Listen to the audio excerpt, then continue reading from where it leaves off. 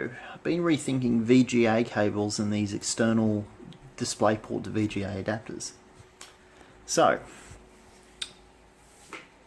typically with these, this is a Sunnix DPU3000 Displayport to VGA adapter, and essentially you put in a DisplayPort cable here, mini DisplayPort, and it outputs, a suitable VGA signal for high resolutions on these big old CRT monitors.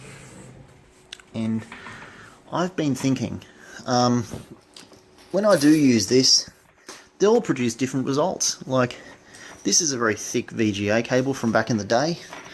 I've literally had this since like the early 2000s. It seemed pretty thick, pretty strong, but it didn't have any ferrite connectors. And I thought, no, yeah, what's the problem, right? Well, I'm not kidding. A VGA cable from the same period that I had with ferrite connectors, with the ferrite chokes on either end, produced a much better quality signal than this one. It actually made a huge difference. And I'm going, well, there's that much signal degradation that seems to happen, on these cables. And I was told that, I read on a page, it was good to loop the ferrites again, loop it over like this on each end, and that seemed to help. But ultimately still you're like, well, there seems to be a hell of a lot of signal degradation. And why did we use these cables? So we used these cables, which were quite heavily shielded, but we used them because it was analog. Well, you had to connect it to your video card, and so it was analog. It was an analog signal, and so it suffered from signal degradation. It was different quality signals, all that sort of stuff. But all of this boiled down to the fact that we're trying to get the cleanest signal over the shortest length from the graphics card, which used to be inside your typical graphics card with an analog DAC inside your PC tower. You want to get that all the way to CRT monitor on your desk. But the thing is, the DAC's in here, right? Back in the day, there was really no way to have an external DAC, It didn't really exist, So, well, it didn't exist. So, well, they may have existed, but, who knows anyway. But look, typical consumer, nothing like that. Now, with modern graphics cards these days, they don't have analog DACs, and so you've got to get one of these external converters, which goes from DisplayPort to VGA. Now, everyone has been focused on using most of these adapters have like a patch cable like this, which get power through the standard sort of DisplayPort cable, which they modify it so it actually uses the 20th pin on DisplayPort cables for power. But luckily enough, the Sunnix has its own proprietary, removable lead. And this 20th pin, this uses a 20 pin patch cable. Now, most DisplayPort cables they have 20 pins, but 20 pin was an issue where it carries power, and it was shorting out LCD monitors in the mid 2010s, and so they ditched that, and so the 20th pin is pretty much always disconnected on modern DisplayPort cables. So what Sunnix have done is they give us, everyone seems to use this lead, but my thoughts are, let's rewrite the whole rulebook. So you want to get this Sunnix adapter. Instead of trying to get a VGA using this tiny little patch lead, so it only goes just outside your video card, this Sunnix adapter gives us a new opportunity in the modern 21st century to use these monitors with the best signal you can, analog signal you can, with the DAC right up against the input of the monitor, which is something you couldn't have even done back in the day. But with this, you can, because here you go. This is a VGA male to male adapter, right? So you can put it in this the Sunnix VGA out, and it's once it's in, it's very tight in there type thing. And essentially, you can hook it up to the input on the Mitsubishi 2060U, like so. Yeah, and it's very, very snug. I was a bit worried that it wouldn't be, but it's a very snug connection. extremely snug. Once it gets on there, it's very, very snug. And look, you know, if you really want to, I guess you could get a right angle adapter or something like that and properly screw it in, or you get like 2 adapters and stack them up. But this way, if I want to move the monitor back and forth, it won't be rubbing on the table, and neither will it pushing it. It's also out of the way of the wall. Now the other thing too is that you're not hanging a really heavy VGA cable off this adapter anymore. You're just hanging a very lightweight 2 meter adapter. Now, as you can see, that thing just came off there. Now, how you would run this? So this 2 meter patch cable initially didn't work, and I'm like, well, it's normal DP to mini DP. But essentially, what you do is Sunnix have allowed, and it didn't work. Nothing booted up, and I realised that you need a micro B, because here's what the Sunnix have done. They actually gave you a USB power port next to the micro DisplayPort connector, and that allows you to connect to a USB port or mobile charger one of these micro B cables. And the thing is that I actually tried 2 of these cables. One of them didn't connect or wasn't deep enough, and so the Sunnix didn't turn on, and I realized that this is I thought, oh no, it doesn't work. But essentially what it is, yeah, you need to make sure that one's got a deep connector for it to work, like in order to go in to the socket on the Sunnix. But they put this in because some modern graphics cards, because of all the issues with the 20th pin providing power on DisplayPort to monitors, destroying them in the mid-2000s, every single DisplayPort you can buy now, DisplayPort cable, except for this weirdo Sunnix patch cable you bought, all these display cables have the 20th pin disabled because power was shorting it, going from the graphics card and shorting out monitors and such, which didn't need the 20th pin. So what Sunnix have done is there's actually some modern graphics cards where the DisplayPort, even on the graphics card, the 20th power pin is disabled because they're like, well, why do you need it? I've got an old Radeon R9 290, which is a very early DisplayPort card, and that has the 20th pin obviously enabled because this adapter worked without needing the USB power in. It just worked because this patch lead is set up to use that, and it's an old Radeon card, older Radeon card, and it had it. This presents us a unique opportunity. All these things combine together to mean that we can actually move the DAC.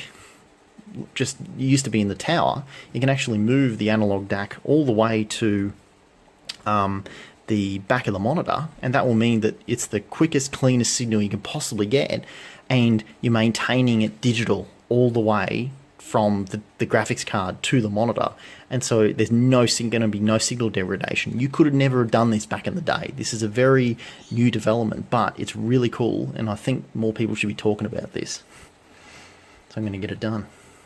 Give you guys an idea of how this works, I've connected a micro USB cable, micro B, and also the mini DisplayPort to DisplayPort cable here.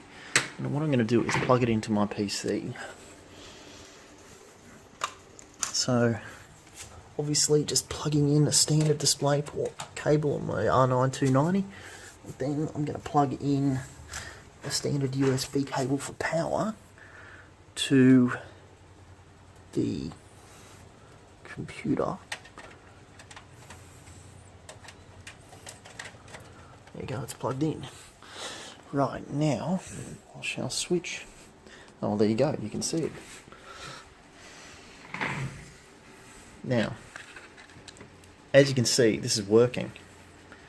And essentially, if you disconnect it, see it's not working anymore. If I was using this patch lead, when I turn the computer on, the Sunnix would have power. But because modern DisplayPort cables don't have the 20th pin connected, unlike this one-off cable, yeah, that's why they put the micro B in. But this is really cool because you can essentially, from what I've read, the 20th pin power solution, the 20th pin is almost a design fault in DisplayPort, and that's why they disabled it, because it caused so many issues and all this sort of stuff. I even suspect that some of the text ripple effects with the Sunnix and random power shutoffs is because it's not getting enough power and people are just using this patch cable. But yeah, I can have a look at this. So I'll plug it in to is with this thing plugged in now, you can essentially plug it as a, this is how short the conversion from digital to analog is going to be. It's nothing. It's the most amazing thing you couldn't think possible from back in the day. But yeah, as you can see, it's in there. It's not gonna get pushed against the back of the monitor. It's not gonna get sheared on the table. This is a nice long lead. They're light. This is really good. Like, this is honestly, sure, you could probably get a right angle VGA adapter and secure it in, and you could probably, I'd worry about pushing it back, but like, this is nice and flexible. If it falls off, it falls off. It's not going to shear the pins, I don't think, and it's not, but it's still strong enough to stay in there. Like, this is not falling off, if you know what I'm saying, and it's a very snug connection. It's pretty good.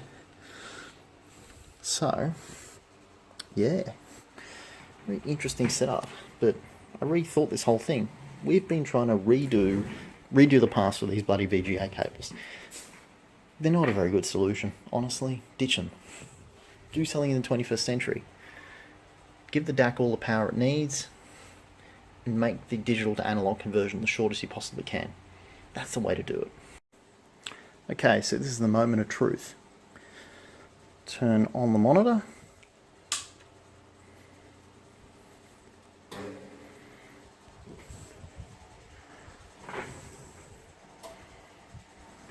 Let's do it.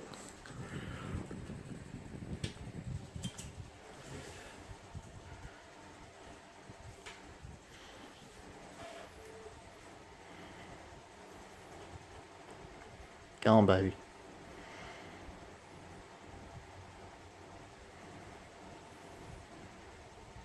Yes. That's what I'm talking about.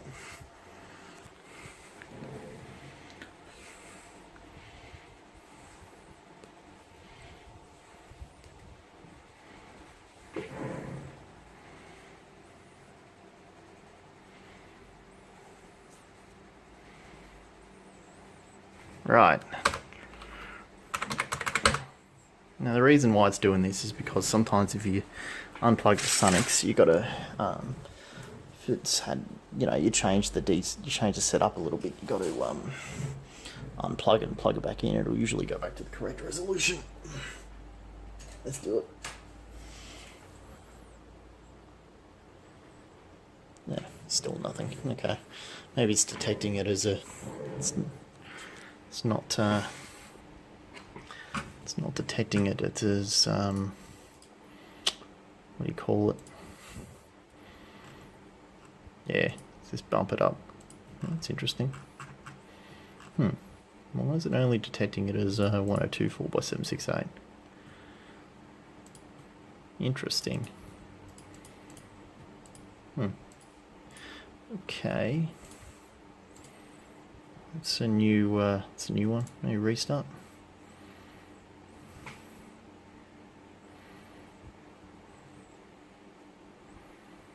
Much messing around. I had issues with it reading the EDID data, it seems like, or at least reading the correct EDID data, but it was just a matter of actually installing the Radeon drivers and then uninstalling them, reinstalling them, and then getting the monitor set up with the normal DP and VGA cable. Then once it's set up, I connected it by the way that I want to connect it, and it seems to work fine. It survived 3 reboots, and yeah, see, 1600 by 1200. Check it. 1600 by 1200, 85 hertz. That's what it is. It's picking up the EDID, and it didn't forget it. So it seems like that but I've used all these connectors before, and to gender change cables. But see, there you go. It's nicely connected there. And as you can see, it's all plugged in.